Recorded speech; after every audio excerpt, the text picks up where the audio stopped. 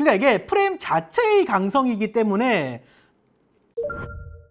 안녕하세요, 뻘지공소의 뻘짓입니다. 이번에는 갤럭시 S25 엣지를 가져왔는데요. 제가 지난번에 라이브 방송으로 한번 보여드렸잖아요. 저도 그때 하나 샀거든요. 그게 바로 이겁니다. 박스 뜯지도 않은 새 제품인데 아마 영상 썸네일에서 보셨겠지만 바로 분해해볼 거예요. 뭐 사실 박스 자체는 크게 특이할 건 없어가지고 요거는 빠르게 한번 넘겨보겠습니다. 이 전원을 켜지도 않고 뜯는 거는 또 처음이긴 한데 모든 일에는 처음 있는 법이지. 산지 되게 오래돼가지고 요거 색깔 뭘로 했는지도 까먹었어. 요 실버 되게 색깔이 오묘하죠. 저 개인적으로도 요 색깔이 굉장히 마음에 들었는데 다른 분들은 블랙이 더 예쁘다 그러더라고. 전 이게 제일 예쁜 것 같아요. 야, 진짜 얇긴 얇아 이게. 슉! 이렇게 제가 엣지 말고도 S25 플러스 그리고 S25 노멀까지 모두 가지고 있거든요. 이렇게 겹쳐보면 뭐 화면 크기나 폼팩터 같은 거는 S25 플러스와 거의 유사하죠. 뭐 디스플레이는 아예 스펙이 똑같을 정도니까요. 두께는 확실히 엣지가 좀 더 얇은 걸 시각적으로도 확인할 수 있고요. 근데 뭐 이런 것보다 가장 큰 차이는 바로 후면 디자인이다. 확실히 엣지 쪽이 좀 더 이쁜 것 같아요. 카메라 이쪽이 약간 폴드 디자인인데 렌즈 하나가 빠진 느낌. 근데 이게 확실히 역체감이 많이 난다 그러더라고요. 무게가 어느 정도냐? 제가 똑같은 저울 두 개를 또 준비를 해 왔습니다. 엣지는 162.9g, S25 플러스는 187g. 둘 다 공식 스펙보다는 조금 적게 나왔고요. 여기서 S25 노멀이랑 비교를 해보면 거의 비슷하다. 뭐야, 실측값은 오히려 S25 엣지가 더 작잖아. 근데 사실 저도 첫인상이 그렇게 좋진 않았어요. 이건 이따 뒤에서 말씀드릴게요. 오늘은 바로 S25 플러스에서 대체 무게를 어떻게 줄였냐를 확인해 볼 겁니다. 두 개를 동시에 뜯어가지고 비교를 해볼 거예요. 자, 우선 저희 채널 즐겨보셨다면 종종 나오는 요 화면 뜯는 기계를 이용할 겁니다. 이게 엣지가 유리라 가지고 그냥 뜯으면 뒤에 이제 금 갈 수 있다길래 조심히 한번 뜯어보려고요. 이 위아래 판이 히팅도 되고 흡착도 돼가지고 서서히 열을 주면서 이제 자동으로 뜯어낼 수 있는 그런 기계입니다. 이렇게 딱 올려놓고, 자, 박줌 시작! 박줌 시작!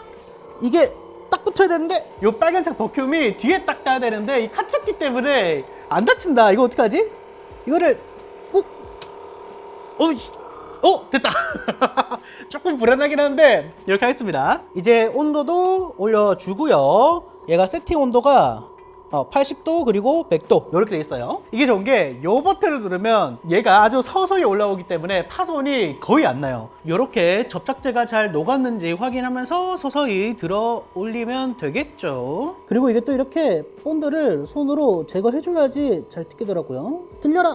오케이. 이렇게 분리를 완료했습니다. 되게 깔끔하게 떼졌죠? 이제 S25 플러스도 동일하게 작업을 해줄게요. 얘는 이렇게 테이프가 아주 깔끔하게 떼졌구만. 우선 뒷판무게 한번 재볼게요. 일단 S25 플러스는 18.1g, S25 엣지는 16.6g. 야, 벌써 여기서 1.5g을 줄였어. 야, 이렇게 야금야금 모아갈 텐데 이런 식으로 계속 비교를 해볼 겁니다. 아니 근데 엣지 쪽에는 뭔가 스티커 같은 게 붙어있다? 이 플러스 쪽에는 없거든요? 이게 케이블이 얘는 이렇게 노출되어 있잖아요. 얘가 부딪히면서 소리가 날 수 있으니까 완충제 겸 틈을 채우는 그런 역할인 거 봐요. 보시면 플러스 쪽에는 이런 케이블이 노출이 안 돼 있죠. 그리고 확실히 카메라가 두껍긴 한가 봐. 보시면 카메라 선 부분에 높이를 맞추려고 또 이런 걸 발라놨네요. S25 울트라와 동일한 2억 화소짜리가 들어갔죠. 여기 5천만 화소짜리랑 비교를 해보면 확실히 모듈 차이 크기부터 확실히 납니다. 이거 두께도 한번 재볼게요. 일단 S25 엣지 먼저, 얘는 0.46mm가 나오고요. 그리고 S25 플러스는 또 얘도 접착제가 없는 쪽으로 꽉 잡으면 0.59mm. 일단 여기서 0.1mm 정도를 벌었습니다. 여기서도 두께를 줄이나? 구성을 잠깐 말씀드리면 이쪽이 카메라 당연하죠. 그리고 여기가 이제 AP랑 메모리가 있는 메인보드 부분, 그리고 여기 아래쪽이 기타 서브보드, 그리고 이쪽이 NFC 보드, 그리고 여기가 이제 MSD 보드 및 무선 충전 부분입니다. 이번에 H2 레디가 들어갔죠. 이렇게 NFC 쪽을 뜯어내고요. 일단 NFC 모듈은 크게 다른 게 보이진 않거든요. 플러스 쪽이 뭔가 좀 더 영역이 많다는 거 정도? 그리고 이 프레임이 조금 다르네요. 보시면 금속 프레임 형태가 완전 다른 걸 볼 수 있죠. 이게 여기서도 차이가 많이 날라나? S25 플러스는 6g, 엣지는 3.9g. 야, 여기서도 무게를 줄였어? 야, 이게 약간 다르긴 다르네. 다음은 아래쪽 이 서브보드 한번 뜯어볼게요. 뭐야? 오? 좀 다른데? 와, 이게 생각보다 좀 많이 다르네요. 일단 하단부에 뭐 진동 모터나 스피커의 구조 자체도 다르고요. 그리고 이 서브보드 크기나 형태 자체도 완전 달라요. 특히 이런 FPC 케이블마저도 좀 다른데, 이게 뭐냐면 이쪽에 있는 메인보드와 이 아래쪽에 있는 서브보드를 연결해주는 케이블이거든요. 같은 FPC 케이블이라도 연성에 따라서 무게나 이런 게 달라지거든요. 케이블의 형태나 두께도 완전 다르게 설계를 했습니다. 아래쪽 진동 스피커 부분도 무게가 한 0.9g 정도 차이가 나고요. 근데 이건 엣지 쪽이 사용된 부품이 좀 다릅니다. 형태도 완전 다르고요.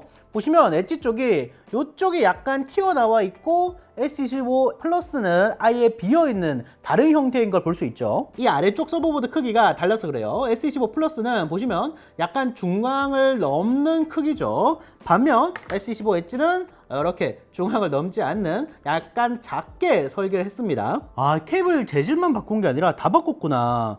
보시면 여기 S25 플러스 쪽은 케이블을 이렇게 다 뗄 수가 있어요. 거의 모든 삼성폰이 다 이렇게 돼 있거든요. 근데 엣지는 요게 안 떼져요. 요게 뭐냐면 그 전면에 초음파 센서 부분이거든요. 얘는 그냥 뗄 수 있게 만들어놨는데 얘는 안 떼지게 돼 있어요. 그래서 밖으로 열어야지 뗄 수 있는 구조인데, 야, 특이합니다. 하나 더 재밌는 게 이게 엣지 서브보드거든요. 근데 여기 봐봐.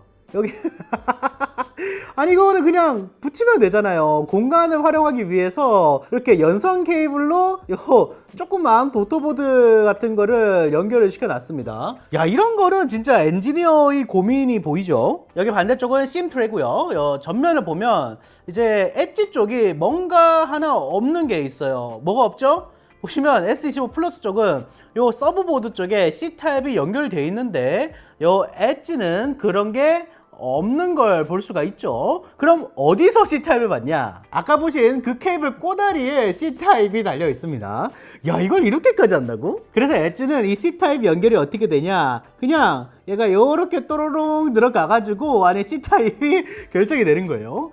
이것도 재밌죠? 베어핀 형태입니다. 하나 더 재밌는 점은 여기 위에 요 금속판이 뭔지 아세요? 여기 밑에 뭔가 소자가 있다거나 한 게 아니고 이거 그냥 금속 보강판이에요. 이거 왜 달았냐?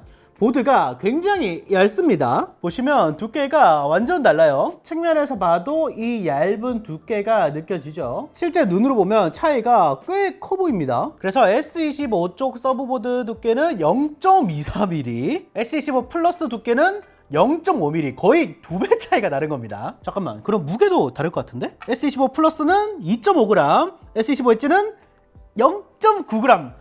여기서도 또 알뜰하게 1g을 줄였습니다. 그럼 이제 배터리 쪽을 뜯어볼 건데, 보시면 이쪽에 약간 가이드? 그 화살표 같은 게 보이죠? 요게 이번에 바뀐 거라 들었거든요? 예전에는 여기 아래쪽이 접착제로 돼 있어가지고 뭐 밑에 알코올을 흘리거나 그렇게 해서 접착제를 좀 녹인 다음에 뗐어야 됐는데, 이제는 요 가이드가 생겨가지고 요 스티커를 이렇게 약간 날개처럼 생겼거든요? 다 떼고 이렇게 스티커를 다 떼어낸 다음에 얘를 잡고 들어 올리면 된다던데? 이렇게 딱 패키지만 올라오는 방식이구나. 야, 이거는 확실히 좋다. 요 배터리 교체할 때 얘만 이렇게 딱 빼서 교체할 수 있게 만들어놨네요. 이런 거는 되게 훌륭합니다. 요건 이제 S25 플러스도 동일하게 다 적용이 돼 있어요. 배터리 용량은 전격 3900mAh, 일반적인 리튬 폴리머 배터리입니다. 저는 사실 여기서 S25 엣지에 대한 의문을 좀 가졌어요. 삼성이 과연 이걸 왜 냈을까? 저는 처음에는 어떤 실험작인 줄 알았어요. 갤럭시 폴드 7을 보면 굉장히 얇은 디자인이 특징이라고 하잖아요. 그런데 9개월 전에 어떤 게 나왔어요? 갤럭시 폴드 SE 스페셜 에디션. 걔도 엄청 얇은 게 특징이잖아요. 이런 식으로 뭔가 실제로 차후 제품에 적용될 일종의 필드 테스트를 하는 거라고 생각했어요.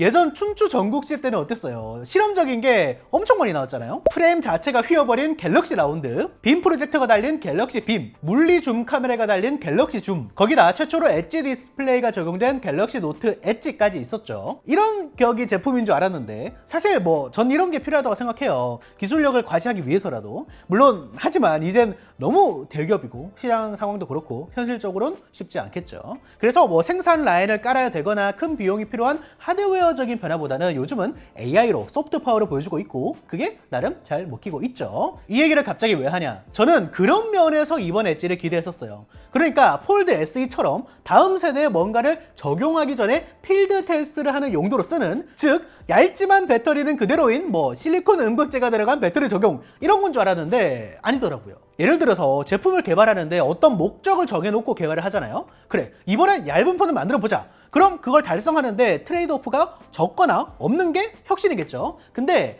그런 제품은 아닌 것 같아요. 하지만 또 이런 분석이 있더라고요. 이번 S25 엣지 배터리 자체가 이미 기존 S25 울트라보다 에너지 밀도가 더 높대요. 오포 파인드 N이 실리콘 탄소 음극재 배터리 사용을 했는데 얘의 에너지 밀도를 S25 엣지에 적용해보면 해봤자 170mAh 밖에 안 올라가더라 라는 거죠. 이미 에너지 밀도를 더 높였고 신소재를 적용해도 기기 자체가 얇아서 큰 이득이 없대요. 일단 뭐 제가 듣기로는 삼성 SDI도 실리콘 배터리 기술을 연구하고 있다고 하더라고요. 또 하나 더 들은 게 엣지 전용 배터리를 개발했다고 하길래 아니 배터리가 다 똑같지 않나 했는데 아마 그 에너지 밀도 차이를 얘기했던 것 같아요. 어쨌든 이건 그냥 개발 쪽 사정이고 그 세일즈 마케팅 측면에서는 이 제품은 좀 얇고 가벼운 폰의 수요가 어느 정도로 있는지, 요즘도 있는지 확인하는 용도구나 라는 생각이 들었습니다. 벌써 갤럭시 S26 엣지 코드명이 나오고 아예 플러스 라인업을 대체한다고까지 하는 루머가 나도는 거 보면 어떤 방향으로 기획되었는지 알 수 있겠죠. 어쨌든 아마 그래서 배터리 무게 차이가 꽤 클 겁니다. S26 플러스는 62.5g, 엣지는 49.9g, 여기서 10g 넘게 줄이고 가네요. 배터리를 드러내면 이렇게 베이퍼 챔버가 나오는데 이 얘기는 이따가 하고요. 일단 여기 상단 메인보드를 살펴보겠습니다. 자, 이렇게 메인보드까지 뜯어냈는데 와, 여기 또 완전 다르네요. 일단 가장 큰 차이점, 이 S25 플러스는 이 실드캔으로 AP나 메모리 쪽이 안 보이게 막혀 있어요. 요거는 이제 S25 울트라도 마찬가지거든요. 근데 얘는 이렇게 아예 구멍이 뚫려 있죠. 이게 그건가 보다. 보도자료나 홍보자료 같은 거 보면 S25 엣지에 홀 구조가 들어갔다고 나오거든요. 근데 이 홀 구조가 뭔지는 설명해주지 않아. 이게 홀 구조인가 봐. 그러니까 실드캔 안을 아예 뚫어가지고 이쪽이 아마 AP 부분일 겁니다. 지금 뜯어보면 나오겠지만 여기에 써머를 발라놨다는 건데 보시면 여기 뒤에 검은 게 스티커예요. 아마 흑연 패드이지 않을까 싶은데 아니네, 굴인가? 어쨌든 이렇게 안쪽에 AP가 이제 드러난다는 거죠. 여기 측면 틈을 채우기 위해서 써머 패드까지 이렇게 발라난 걸 볼 수 있습니다. 여기 써머를 살살살 닦아보면 바로 삼성 메모리가 나오고요. 아니 그럼 AP는 어디 있나요? 이게 여기 아래쪽에 보시면 하나의 레이어가 더 있는 걸 볼 수 있어요. 바로 아래 보시면 층이 뭔가 하나 더 있죠. 바로 이게 스냅드래곤 8 엘리트 AP입니다. S25 플러스는 써멀 패드 스티커 같은 형태로 되어 있거니와 요 스티커를 뜯는다 하더라도 요 실리콘 안쪽이 뚫려 있진 않아 가지고 알루미늄을 통해서 열이 전도가 되는 구조입니다. 이런 부분은 아무래도 엣지 쪽이 발열이 조금 더 취약할 수밖에 없기 때문에 일부러 이런 식으로 만들어 둔 거죠. 아니 그게 방열이 잘 잡히면 그냥 다 엣지처럼 만들어 버리면 되지 않나요? 할 수도 있겠지만 이런 써멀 스티커 같은 형식은 뭐 5년, 10년 지나도 바뀌지 않거든요. 근데 써멀 패드나 뭐 써멀 구리스는 요게 시간이 지나면 굳습니다. 그래서 막 10년, 20년까지는 못 써요. 아무래도 이게 또 환경에 따라서 다를 거고 또 글로벌 기업이기 때문에 뭐 어디는 좀 건조한 환경, 어디는 추운 환경, 어디는 뭐 왔다 갔다 하는 환경, 그런 부분들 때문에 아무래도 주력 제품에서는 채택하지 않는 게 아닐까 싶습니다. 물론 또 몰라요. 나중에 적용될지. 자, 그럼 과연 무게를 얼마나 줄였을까 보면 대충 1.5g 정도 줄인 걸 볼 수 있죠. 그리고 하나 더 있는데 바로 카메라죠. 근데 카메라는 아마 개수가 엣지가 적어가지고 당연히 더 가볍지 않을까 싶은데 보면 그렇네요. 1.3g 정도. 참고로 이 2억 화소 카메라 모듈도 재설계를 했다고 해요. 그래서 S25에 들어간 그것과 같은 센서지만 두께를 1mm 정도 줄였다고 합니다. 이제 방열 구조에 대해서 좀 더 자세히 말씀드릴게요. 이번 갤럭시 S25 엣지 아시는 분들 아시겠지만 그 S25 플러스랑 성능이 거의 비슷하게 나오거든요. 방열 성능이. 아까 봤던 어떤 홀 구조뿐만 아니라 보시면 이 베이퍼 챔버 구조나 크기 자체가 달라요. 여기 제가 디스플레이까지 둘 다 뜯어놨는데 일단 요걸 한번 뜯어 볼게요. 얘를 이렇게 조심히 뜯어내면 베이퍼 챔버만 또 깔끔하게 분리가 되더라고요. 베이퍼 챔버를 보면 엣지 쪽이 살짝 더 큰 것 같죠. 삼성피셜 얘가 10% 정도 더 크다고 합니다. 근데 뿐만 아니라 사실 여기 썸을 발려있는 거 보시면 아시겠지만 요 구조 자체가 약간 달라요. 이 S25 엣지였던 것을 보면 여기 베이퍼 챔버가 요렇게 빈 공간에 쏙 들어가잖아요. 그러면서 LP 쪽이 뚫려 있으니까 얘가 바로 요렇게 베이퍼 챔버랑 맞닿아서 전면에 있는 요 디스플레이로 열이 방출되는 구조고요. 반면 S25 플러스 같은 경우에는 여기 AP랑 맞닿는 부분이 다르게 막혀 있는 걸 볼 수 있죠. 그래서 베이퍼 챔버가 이렇게 뒤에 붙어 있어도 일단 이 프레임이 알루미늄이 한번 막는 구조고요. 그리고 또 한번 여기 보드 쪽이 실드 캔이 방열을 한 번 더 막는 구조이기 때문에 중간에 매개체가 많잖아요. 그래서 효율이 엣지보다는 좀 떨어진다로 보시면 되겠습니다. 베이퍼 챔버 같은 경우에는 두께도 중요하거든요. 일단 S25 엣지는 0.3mm 정도 나오고요. 플러스 쪽은 0.31. 요 두께는 똑같네요. 제가 하나 더 궁금한 건 바로 요 두께거든요. 과연 여기도 개선이 있을지. 일단 이쪽은 0.3mm 정도가 나오고요. 그러면 큰 차이가 없겠다. 이게 CNC 가공으로 뽑아낼 수 있는 게 거의 0.3mm가 한계거든요. 그럼 이쪽도 아마 그치. 요 사이는 큰 차이가 없네요. 자, 그럼 무게도 한번 볼까? 제가 전면 카메라 제외하고는 거의 다 떼냈거든요. 즉, 얘는 거의 순수한 프레임 무게만 나올 겁니다. 자, 자! 35.4g 대 32.6g, 5g, 뭐야? 이게 두께를 많이 줄였어도 그걸로 인한 차이는 크게 없나 보다. 전 사실 여기서 꽤 많이 줄이고 나머지는 조금 점차적으로 줄이고 그랬을 줄 알았는데 여기서도 차이가 많이 남았자 1.8g 정도. 그러니까 이게 다른 부품에서도 조금씩 다 줄이고 경량하고 그래서 이 무게가 가능한 거군요. 마지막으로 하나만 더. 이게 두께가 다르고 엣지 같은 경우는 티타늄으로 마감했기 때문에 강성이 다를 거란 말이죠. 그것도 한번 보겠습니다. 일단 플러스 먼저. 그러니까 이게 프레임 자체의 강성이기 때문에 의미가 있을 것 같은데 일단 플러스는 거의 안 휘어지고요. 자, 엣지 같은 경우에는 여기 이게 아무래도 두께다 보니까 더 잘 휘네요. 이런 부분은 아직도 개선할 여지가 있네. 자, 이렇게 S25 플러스와 S25 엣지 동시에 분해해서 무게를 어디서 어떻게 줄였나 확인해 봤는데 어디서 확 줄였다기보다는 야금야금 조금씩 줄인 부분이 많았고요. 미들 프레임뿐만 아니라 PCB, 카메라, 모터 등 거의 모든 부분에서 엣지에 맞게 재설계가 됐다. 맞는 말 같아요. 그래서 생각보다 공을 꽤 들인 제품이었고요. 그냥 프레임 얇게 짜고 배터리만 줄여서 무게 맞춘 게 아니구나 하는 생각이 들었습니다. 이제 추정 판매량이 떴죠. 19만 대. 출시한 지 한 달 정도 됐으니까 변화가 있을 수는 있겠지만 다소 아쉬운 성적표를 할 수 있는데 애플도 다음 세대 아이폰 17 에어라는 제품을 내놓는다 하는 거 보면 이제 슬림이 시대가 다시 오나 싶기도 하고 트렌드를 선도한다는 측면에서의 의의가 있는 게 아닐까 하는 생각이 듭니다. 실사용기를 보니까 제품 자체는 너무 마음에 드는데 배터리가 아쉽다라는 평이 좀 지배적이더라고요. 이 배터리에 대한 공격적인 전략이 필요하지 않을까 싶습니다. 이제 좀 악몽에서 벗어날 때가 되지 않았나 싶더라고요. 자, 아무튼 영상 시청 감사하고요. 그럼 다시 봅시다.